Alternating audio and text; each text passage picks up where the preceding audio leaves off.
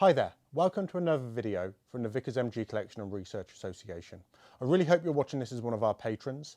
If not, join through www.patreon.com/VickersMG to get previews of these videos and also access to our wide range of digital archive material and some additional benefits as well in there. So it really supports the association at the moment. We can't have visitors, so being a patron, make sure that we can continue to do what we do and expand on that as the year progresses. This is another one of our videos that is the machine gun mannequin. And if you're a subscriber, if you're not, then please do click on that button just down there in the corner of the screen and subscribe and turn on those notifications. You'll see that the mannequin videos are going to be a monthly event, and we've got a whole program of them scheduled for the year where we take different uniforms and equipment and talk about its use in the machine gun context. So we're not specialist uniform or equipment experts. There are other channels for that, notably Rifleman Moore as one of those. And this mannequin we're going to be looking at here perhaps take something from Simon there, and earlier video that we did as well that you may have already seen looking at specific machine gunner equipment.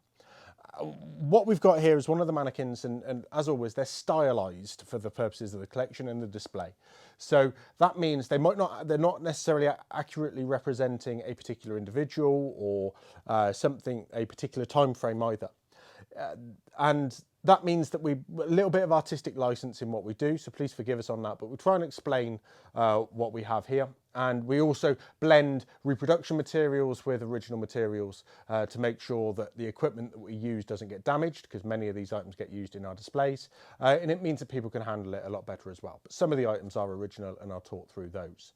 So what we've got in this situation is a machine gunner from around 1916. We're actually basing it on around July 1916, just after the immediate offensive on the Somme, and towards the end of that month. Now, the reason that is we've got some source material, primary source material from the machine gun school. The instructor's manual actually sets out how a section was moving across towards the end of that first Somme battle. And what they did was they adapted a lot of the equipment that they have. And you'll see that we've got, we'll take the camera off the stand in a minute and we'll look through it, but I'll give you a quick overview. The mannequin has got his standard infantry equipment, his standard service dress, and he's wearing his 1914 pattern equipment as well. Steel helmet, his Mark I steel helmet, and but he's got some specialist machine gunner equipment. He's got his cape machine gunners, mask machine gunners, and we'll grab some gloves machine gunners to show you as well. But the stylized element is he's got a small box respirator there. Now, these were issued towards the latter part of that battle, and from what I understand, so happy to take any criticism on that. But the small box respirator does talk about their use towards the end of 16, and their priority to be given to machine gunners, particularly in the defence, because they were being expected to stay in their positions for a lot longer. And some of the earlier battle actions, really, certainly Victoria Cross awarding actions, talk about the machine gunners being there on the parapet or in their position, in the defensive position, for much, much longer than the riflemen. And yeah, they were exposed to the gases as a result. So small box respirators, being the advance from the hoods, were being issued to machine gunners as a priority. We'll take the camera off the stand and talk through the equipment as we go. But please do forgive those that sort of stylization in the artistic license that we use to get across the point more than the detail. So as an aside, you'll see that he's stood in front of our machine gun dugout that you hopefully have seen in some of our Instagram photos and some of our little clips. Again, stylized dugout using a bit of artistic license, but it adds some flavour to the display. So let's go from top to bottom. As you said, Mark I Tommy helmet, Brody helmet, if you will, with the liner there, bald mannequin. But what we've got below, and we talked about this in that specialist machine gunner equipment, is the mask machine gunners. And this one's numbered, and we do have information on this named individual.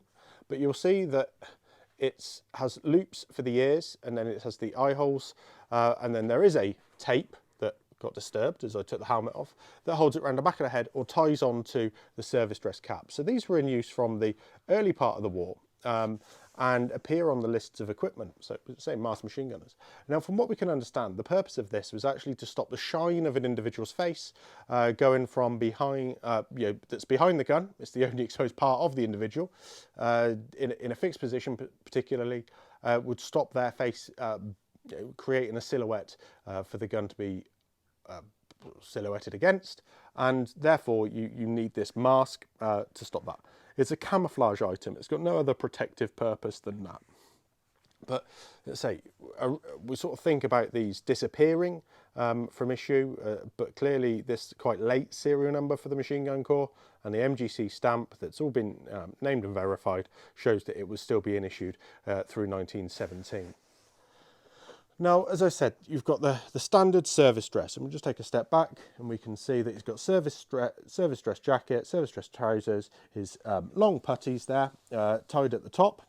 It's not easy to tie puttees on a mannequin, but yeah, we've done our best. It's easier when they're on the saddles. And then a pair of reproduction B5 ammunition boots, hobnail boots.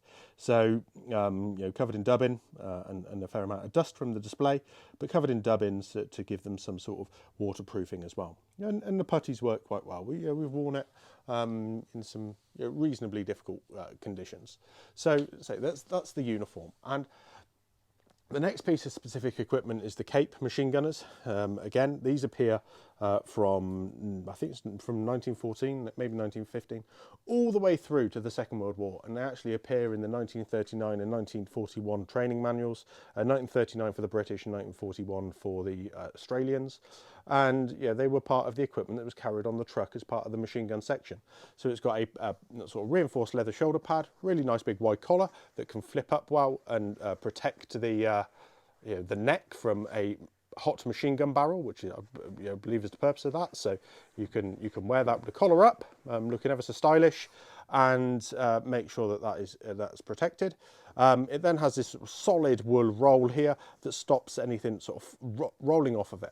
Now, these were typically worn by the number 1 and the number 2 of the machine gun section, so that the number 1 would be wearing it to protect his shoulders and everything from the tripod, which is the heaviest part of the equipment, and the number 2 would be wearing it to protect the jacket and the neck, the equipment, the neck, from the hot water jacket of the barrel casing of the Vickers.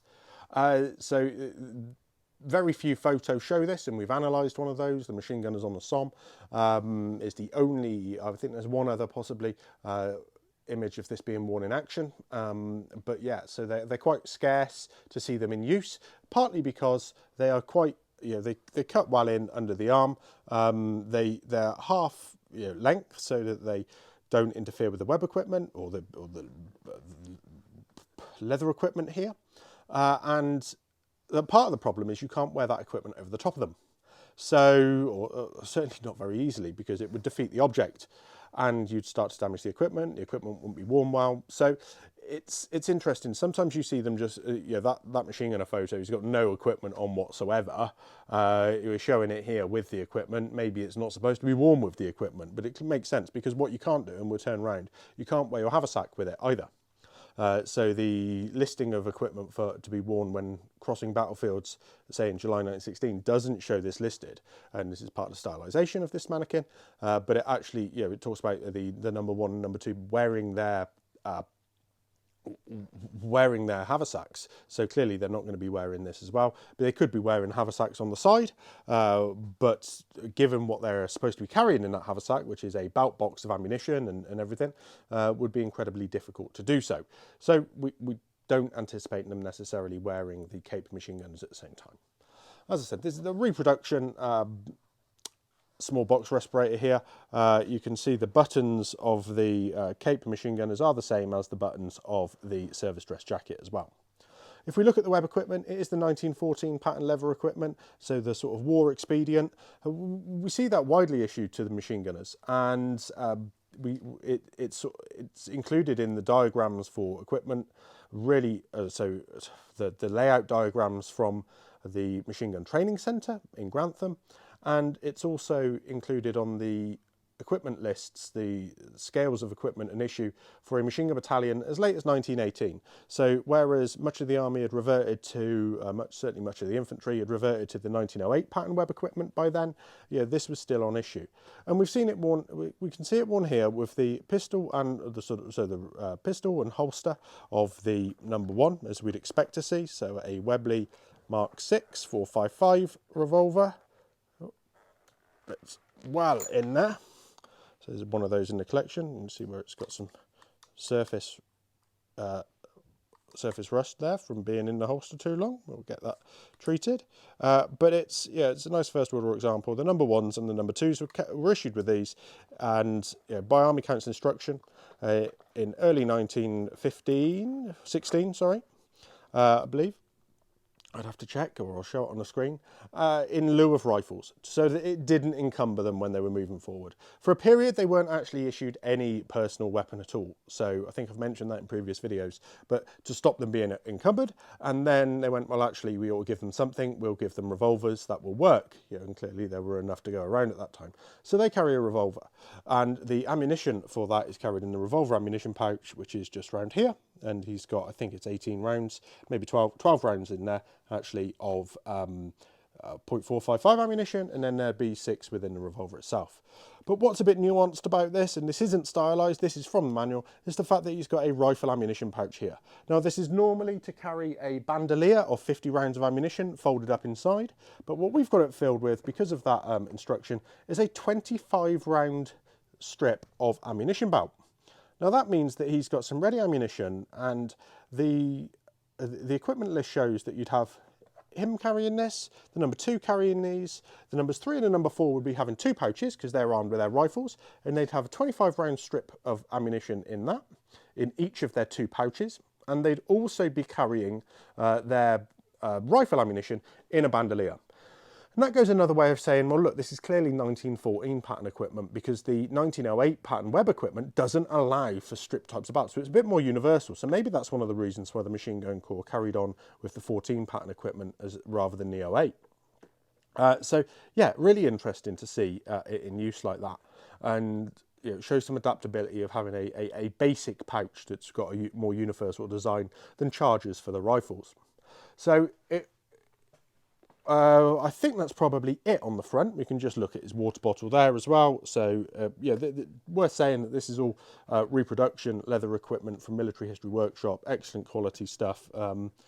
And yeah, we've had it for a few years now, probably 10 years actually, and it ages nicely, but it's still, it isn't falling apart, and we've used it on a number of occasions. One of the reasons for doing this video and showing you these things is giving a little bit more time to explain, because later in the year, so make sure you subscribe. Later in the year, we're going to get a whole section, teamed up and in this equipment, showing how it was going to be carried across the Somme. So we need some guys with 14 pattern equipment. We need some guys all in one place, which current restrictions don't allow. But we will put that section together, or that detachment together, to show how the machine guns were carried in action based on those guidelines. So what we do now is we'll turn our mannequin around, and we will take a look at the rear of it. So here we go. From the rear, you can see how we've got some. The back of the Cape machine gun is plain, and it's one of those where if you could wear equipment across the top of it, it would start to bunch and everything wouldn't necessarily be as comfortable, but you clearly could. We just have that underneath. Maybe we'll change it around and show it above, but we would keep the hypo hood or the PH hood wallet underneath it as well, because that goes on first, and that's a principle, with respirators today even, goes on first, comes off last.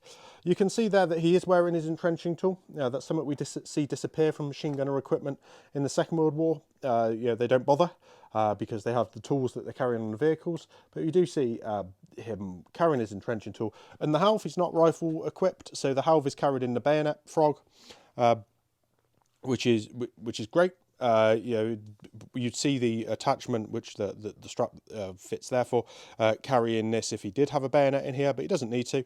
It does mean that, again, it's sort of that slightly universal level of equipment. So not much really to talk about from here. Clearly he could have his haversack on the left hand side if he was carrying his, if he was wearing the cape and had the buckles covered up. But it's worth saying that the large packs for a machine gunner were carried in the limbered wagon. They weren't necessarily ever going to march with them themselves, so you don't need to worry about carrying the large pack. So we could have that haversack on the left-hand side. His valise would be, or large pack would be in the limbered wagon there. So there we go. Hopefully that's been of interest to you. I don't think there's anything more to talk about from the rear of this mannequin, but as I said, we will cover it in even more detail in the future as a section, and you'll see the variations of equipment as they will be worn, and we'll do some demonstrations of how this potentially would look with the web equipment, with the leather equipment over the top of it as well. So there we go, showing it without with the braces of the 14 pattern leather equipment over the top of the Cape machine gunners now, and as you can see, it does start to sort of diminish the usefulness of the cape. So I think you'd either wear it without the braces, or you'd be wearing no equipment underneath at all.